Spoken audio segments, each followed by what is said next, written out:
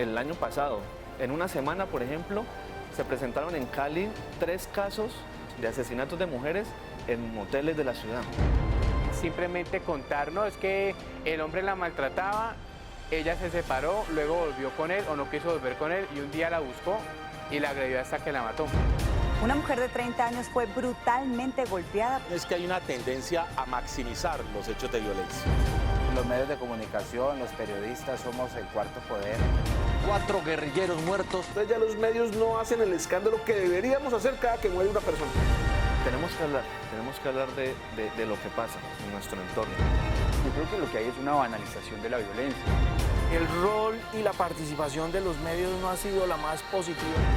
Ningún colombiano se va a volver asesino y torturador porque las noticias son sobre asesinos y torturadores. Ataques de la guerrilla. Masacres paramilitares. Ataques de narcotraficantes. La nación es presa del odio. Hay violencia intrafamiliar por temas de bipartidismo, conflictos armados, hay violencia en el marco del narcotráfico, bandas criminales, fronteras invisibles, entre otras muchas manifestaciones que han afectado a nuestro país. Hoy en Mira TV hablaremos de los medios de comunicación y la legitimación de la violencia. La idea es entender cuál ha sido el papel de los medios al abordar este tipo de noticias, cuál es su rol, su responsabilidad y si de alguna manera se han convertido en cómplices de una cultura que respalda la violencia. Empecemos entonces por conocer el contexto de violencia en Colombia. Ha habido un proceso histórico en Colombia, digamos, muy largo, extremadamente largo. Es una de las sociedades en las que durante más tiempo se ha vivido un proceso continuo de violencia que no se resuelve.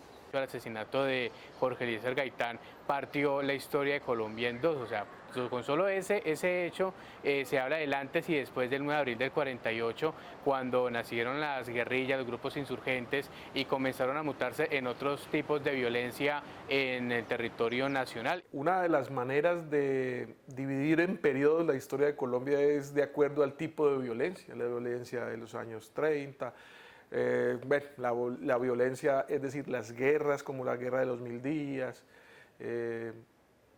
y de ahí para acá, digamos, se han dividido los periodos de la historia en cómo es la violencia. Pese a que se firmó un proceso de paz, un acuerdo de paz, digamos que con el cambio de gobierno se ha vuelto un poco a hablar mucho de violencia, sobre todo en las zonas rurales del país, en sitios como el Cauca, zonas rurales del Cauca, por dar un ejemplo como cercano, se ha vuelto a hablar de guerra, se ha vuelto a hablar de violencia, se ha vuelto a hablar del miedo. ¿De qué me hablas, viejo?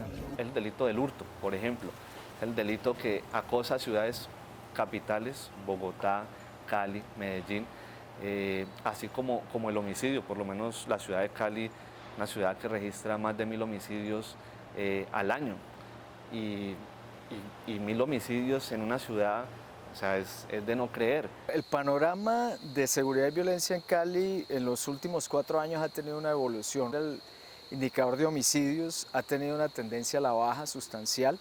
Sin embargo, hay otros frentes de incremento en otros indicadores como el hurto, como las agresiones personales, violencia intrafamiliar, van en aumento. Estamos en un resurgimiento de un tipo de violencia que estaba en franco declive, que era la violencia que tenía que ver con lo político, lo ideológico. Ha crecido la violencia relacionada con el enfrentamiento armado y ha crecido la violencia relacionada con el homicidio selectivo por ideas políticas. ¿Hay condiciones todavía para la violencia política o no las hay? Y la idea es que ya no se justifica la violencia política y por lo tanto lo que hay que hacer es política y no violencia. Los asesinatos y atentados en Colombia pueden llegar a afectar el imaginario social de nuestras audiencias. Según sociólogos de los años 70, cuando este tipo de situaciones se presenta, hay un aumento en la violencia por parte de los ciudadanos del común. A esto se le llama violencia cultural. Tatiana, ¿podría el término de violencia cultural representar nuestro contexto? Más adelante algunos expertos nos hablarán si en Colombia existe o no una cultura de violencia. La convivencia tiene relación, por ejemplo, con aspectos culturales, con aspectos sociales e inclusive y en gran medida con aspectos económicos. Culturalmente, nosotros tenemos una tendencia al no reconocimiento institucional de la mediación institucional en los conflictos que nosotros vivimos en la cotidianidad. Y eso ha sido replicado, y eso ha sido exacerbado, y eso ha sido promovido también desde los medios masivos. El año pasado en Cali hubo un momento donde en una semana, por ejemplo, se presentaron en Cali 3 casos de homicidios, de asesinatos de mujeres en moteles de la ciudad. ¿Sí? Fueron seguidos. Y eso afecta mucho, Ahí es donde se va directamente al tema de la intolerancia, el tema de la ley del más fuerte, de ese comportamiento, y eso también, digamos que lo permeó mucho a los tiempos del narcotráfico, de esos comportamientos traquetos que digamos que llegaron o permearon los sectores populares. Lo cierto es que aquí sigue funcionando esa ley tan medieval que dice ojo por ojo, diente por diente, contrato por contrato. Por la presencia de asaltantes, uno en la autopista suroriental y otro en el Caney, lo que hizo la gente fue tomar la justicia por su propia mano. A uno lo golpearon, lo dejaron desnudo en plena autopista, y al otro lo atacaron, lo persiguieron, lo golpearon y lo atacaron con arma blanca. ¿Qué es esta civilización decadente y enferma? ¡Ah! ¡Ah!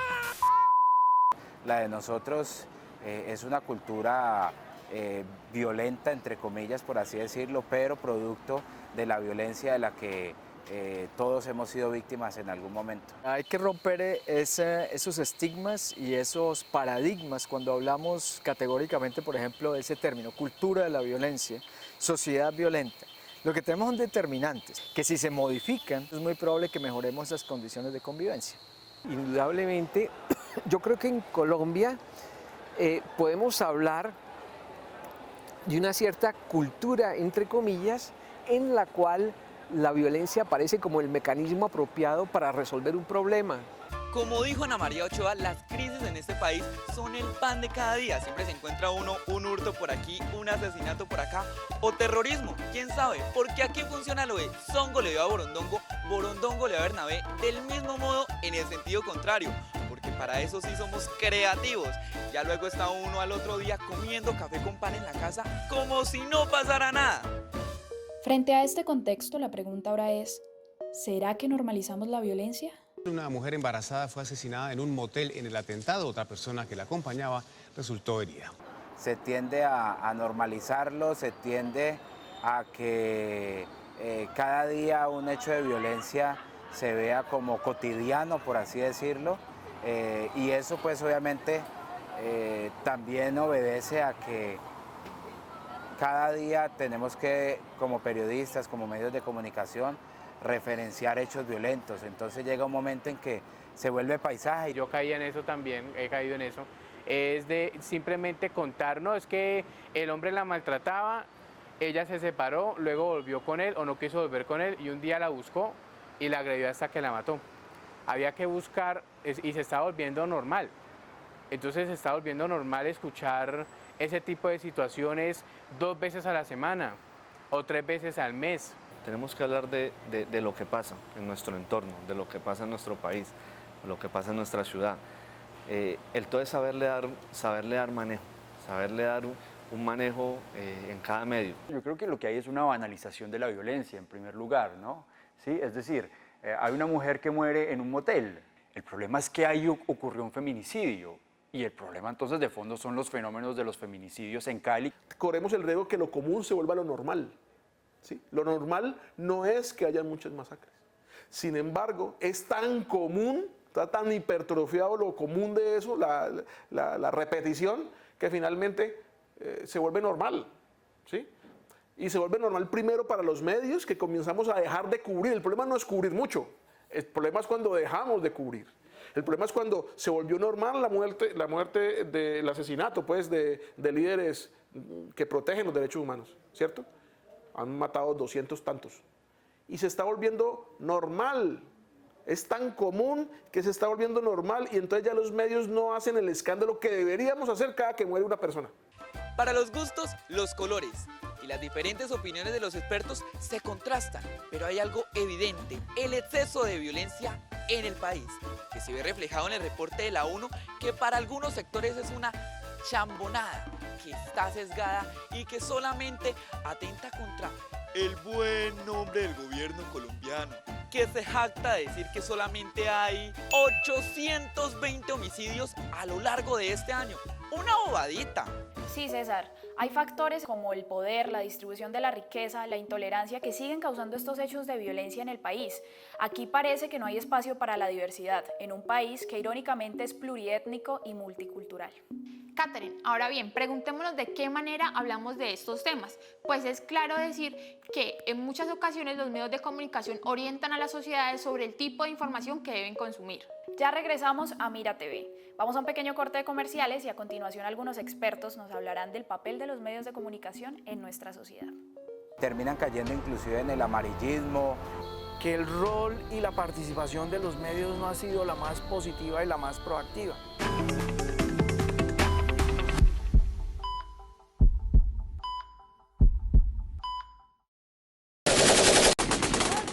Estamos hablando de los medios de comunicación y la legitimación de la violencia. Colombia ha sido un país históricamente atravesado por diferentes tipos de violencia. Hemos tenido que enfrentar violencia bipartidista y subversiva, expansión guerrillera y eclosión paramilitar, la lucha a sangre y fuego por el territorio y muchas otras manifestaciones de violencia que se gestan en el escenario individual y colectivo. Los medios han acompañado todo el recorrido por estos hechos, pues al menos durante este pedazo de historia ya contábamos con la radio y la televisión. Pero ¿cuál ha sido el desempeño de los medios en esta tarea? Y frente a todo este panorama de violencia, ¿cuál es su responsabilidad? Es muy importante también resaltar que en un contexto violento, obviamente, hay que informar acerca de hechos violentos. Pero lo que no debemos confundir es que no es solamente importante que la información salga, sino también ponernos a pensar de qué manera estamos difundiendo este tipo de información y qué tipo de información es la que estamos publicando a nuestras audiencias. Es primordial que los medios de comunicación hagan un ejercicio constante de retrospectiva en el que analicen cuál es el tipo de discurso que están usando, qué lenguaje están empleando y también entiendan cuál es la influencia que pueden llegar a tener sobre sus audiencias. Para ello nos hablarán expertos sobre el tema, sociólogos, periodistas, entre otro tipo de profesionales que nos explicarán cómo se presentan ese tipo de fenómenos en nuestra sociedad. El medio hoy, el medio de comunicación, por esa necesidad de la efectividad, de la inmediatez, muchas veces se vuelve simplemente en un transmisor del evento, pero no en un analista del evento, las condiciones del evento. Ellos están totalmente involucrados y metidos en la construcción cultural de sentidos. Los medios están metidos en la construcción de percepciones, hacen parte de la vida cotidiana y de los conflictos mismos del país. 4 guerrilleros muertos. Primero que todo hay que saber narrar esos hechos de violencia, documentarlos muy bien y no por el hecho de contarlos de una forma amarillista y de una forma pues de que se vuelva noticia hoy día con las redes sociales, de que se vuelva viral. Hay un tercer elemento que es relativamente nuevo y que está fuera de control de los medios de comunicación, que son las redes sociales, donde esta información además va sin filtro, que está completamente cruda, más cruda incluso que la que hacen los periódicos de la Crónica Roja. Hoy en día, los medios de comunicación, los que utilizamos hoy en día son medios de comunicación de libre destinación, o sea, usted puede enviar lo que quiera y las personas reciben lo que quieran y ahí es donde la información, valga la redundancia, se vuelve desinformada. Yo no puedo decir que en Cali mataron, asesinaron a 5 personas o a 9 personas en una discoteca, en una masacre, y empezar a contar eso de una manera, o sea, como sin corazón, como sin sangre. No, sí, contar que hubo una masacre, pero tener cuidado al momento de narrar, al momento de dar el nombre de la víctima, al momento de decir, de dar una hipótesis, por qué los asesinaron. El 80% de la información de un noticiero, digamos, es completamente negativo. El primer error en que incurren los medios de comunicación es en la maximización de la violencia, en mostrar la violencia con toda su crudeza e insistir en la misma. El muerto era Alfonso Cano. El cadáver del máximo jefe de las FARC yacía boca arriba, con una pierna estirada y la otra reclinada, como si estuviera vivo mirando hacia el cielo. Que el rol y la participación de los medios no ha sido la más positiva y la más proactiva. ¿Por qué? Porque los medios también han contribuido fuertemente a la construcción de estigmas sociales hacia ciertos tipos de sectores en la historia de este país. Pero, ¿cómo se llega a esto? Analicemos ahora el discurso mediático. La operación de asalto se hizo con el método de rappel. Así las tropas llegaron hasta el punto preciso como parte de la operación Merit.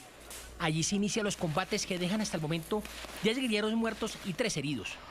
La violencia está soportada en otra forma de violencia que no es visible u objetiva, que es la violencia del discurso, la violencia justificadora del hecho, la violencia a través de la palabra que termina o que quiere convertirla en algo bueno. A las 7:45 de la noche, el soldado no tuvo más remedio que acatar la orden de los altos mandos y disparar contra el desconocido que no atendió la orden de pare. Entonces saberlo contar, saberlo expresar, saberlo plasmar en el papel y que el lector ya se haga una idea, si está bien, si está mal, si entendió, si no entendió. Entonces digamos que más como por ese lado.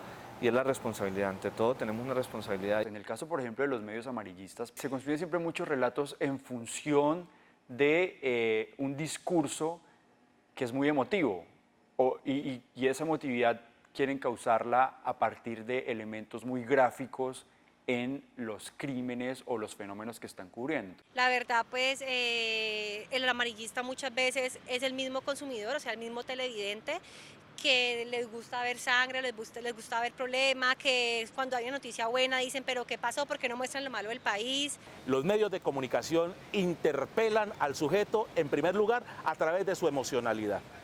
Y que si interpelan al sujeto a través de su emocionalidad, ese sujeto es vulnerable, lo que significa que también es manipulable. Por eso los medios de comunicación terminan convertidos en grandes manipuladores de la emocionalidad colectiva. Los medios de comunicación cubren, sobre todo los nacionales, 90 minutos un medio regional, sobre todo los nacionales se orientan mucho más sobre el criterio o el eje del interés. Y digamos que para muchas personas el interés sobre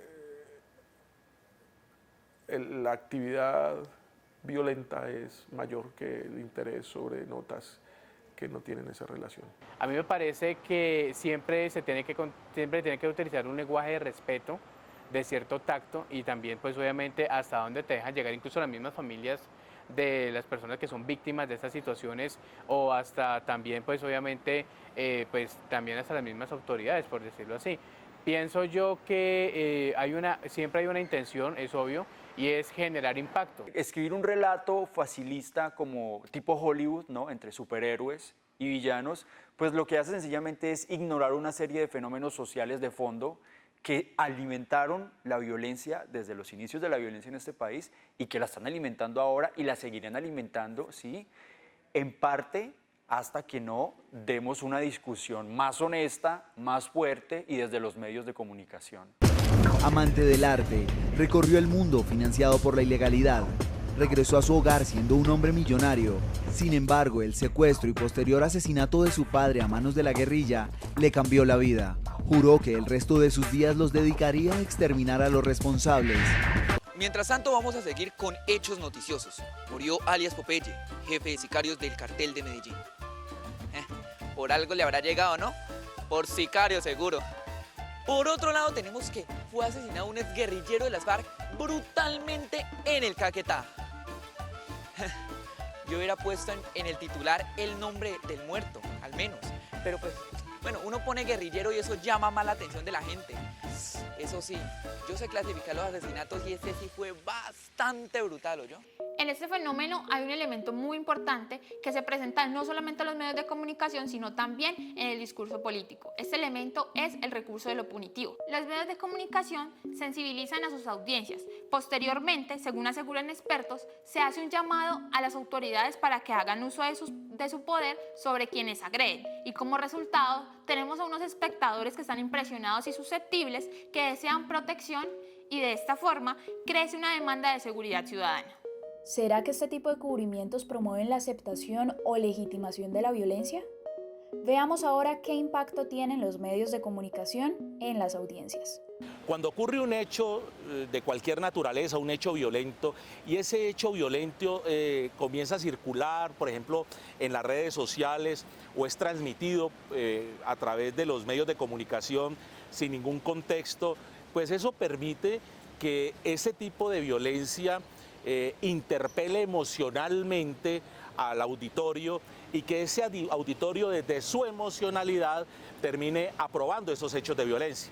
Los medios de comunicación, los periodistas somos el cuarto poder y lo que emitimos como medio de comunicación, como periodistas, pues obviamente va a generar un imaginario en la comunidad. Las audiencias prefieren ese tipo de información.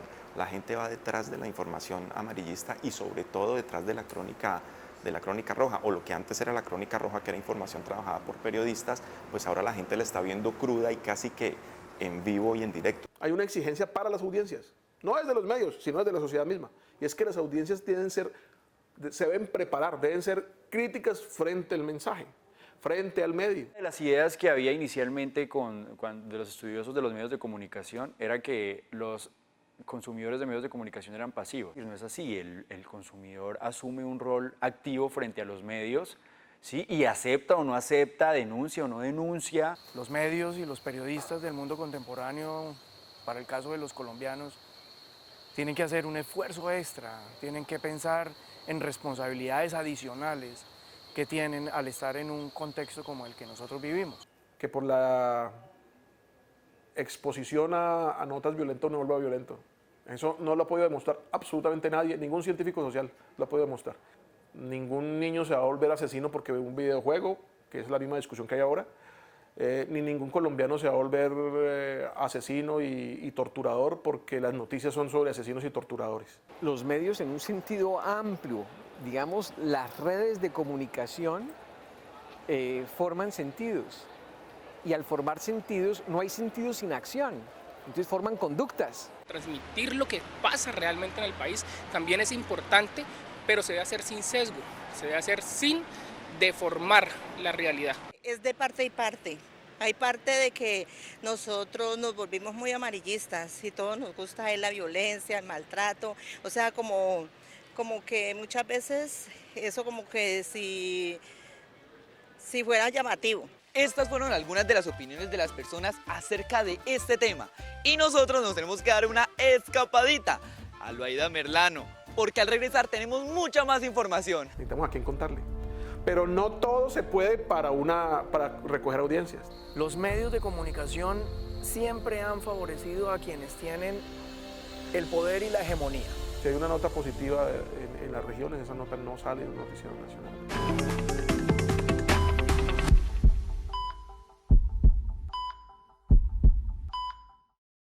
Los medios de comunicación participan en la construcción de sentidos colectivos. Es por eso que deben asumir con responsabilidad la tarea de informar e interpretar el contexto, que para el caso de los colombianos ha estado atravesado por fuertes etapas de violencia, etapas que dejan rezagos con los que poco a poco se erige lo que algunos se atreven a llamar una cultura de violencia. 3 agresores, hombres fornidos que atacaban a una mujer frágil.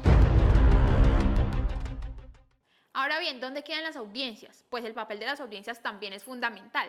¿Somos acaso nosotros unas audiencias pasivas que participamos del amarillismo?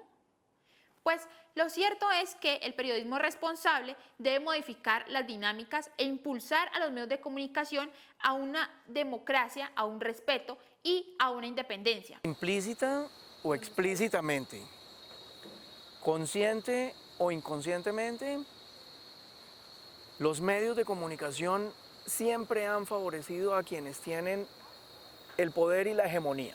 Porque quien tiene el poder y la hegemonía no solamente produce poder y hegemonía sobre la sociedad, sino también sobre los mismos medios. Entonces, en un país donde los medios de comunicación los están comprando banqueros, han pertenecido históricamente a casas políticas en el Valle del Cauca, en el Caribe, en Bogotá, creo que hay una relación muy fuerte, y eso además es un fenómeno, digamos, natural no, histórico de los medios de comunicación. Hay una relación muy fuerte entre estructuras de poder y los medios de comunicación. La mayoría de esas notas deben ser violentas, o deben ser por lo menos raras, o por lo menos disruptivas en torno a la tranquilidad.